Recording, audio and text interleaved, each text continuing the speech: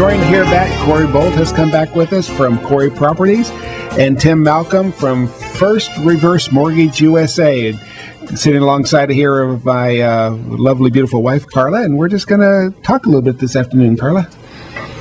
Oh, yeah. So our topics have been reverse mortgage, and what's new in Texas, and not throughout the United States, but in Texas is new, is reverse for purchase. And we're going to talk a little bit about that. Corrie, what is your thoughts about that? Well, I think in my part of town, where I do most of my business, I think it'd be really helpful because there's a lot of elderly people that probably want to live the lifestyle that they're in and have a lot of their money in their homes. And there's people in that part of town that have lived in the same house for 50 years. Sure. So I think it would be a really outstanding situation for them. And we are definitely seeing activity in the Alamo Heights, Terrell Hills area, especially for folks, as you pointed out, who have lived in their homes a long time. They're using the money for legacy purposes. They're helping to send kids to grandkids to college, UT. amongst others, in addition to all those other schools. New Mexico, right, Tim?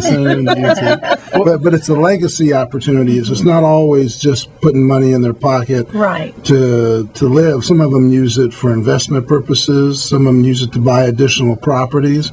Where realtors come into play, you can help people use dormant equity to buy a second home. So let's go back. That intrigues me a little bit. It really does.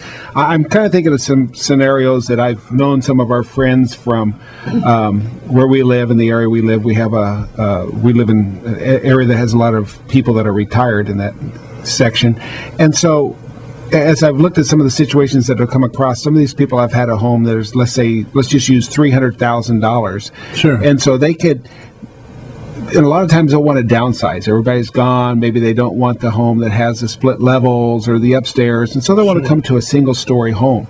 The term now is right size, I think. Right? Is that what it is? Right size. I like that. Right size. I like that better than downsizing. I'm doing that. The kids are going to college. I'm downsizing. Yeah, so we're going to right size from a $300,000 house to let's just say a $200,000 house. Sure. So with that, if I've got that right, and correct me here, so I'm thinking that they could possibly, if everything falls into place, and these are just, scenarios, I know nothing's set in stone, but they could possibly buy a $200,000 house with roughly $100,000 down. Correct. That would give them almost $200,000 of cash. Now, they don't have to pay tax on that, correct? They do not pay income tax on it. Wow. On the reverse mortgage money. They do have to continue paying their property taxes and their homeowners insurance and any homeowners association dues. Those must be paid annually or whenever they're due. They cannot defer taxes, and they must stay current. So if they go from a $300,000 house to a $200,000 house, and they get $200,000 equity out of that, and they never have to make another payment again for as long as they live in that home. Correct. As long as any of the title holders live in the home, they do not have to make a payment. If they want to, they may.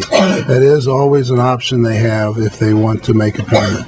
But the majority of people that do a reverse mortgage are doing it to avoid the monthly payment. Well, I would think that you and Corrie would probably be best friends with that scenario set up. Yeah, we've already been chatting in the proverbial green room over here. We've been chatting about how we can help each other a lot. I mean, why don't the two of you share a little bit about what you've been talking about? Because this is exciting to me. I mean, it allows people to really retire with an extreme amount of dignity in their life and maintain what they've been doing. Sure. Well, the two examples that we've used so far, I'll reiterate, in an area that she's so proud of, Alamo Heights, and in the Terrell Hills area, there's a lot of equity being built up over the years because there's a lot of long-time residents, families, and or people, individuals in there a long time. They once they're there, they don't want to leave, right? That's right. And so they've built up a lot of equity. So many of them have started taking those dollars out. And the example I used about sending grandkids, we actually had a lady do that. She sent 2 grandchildren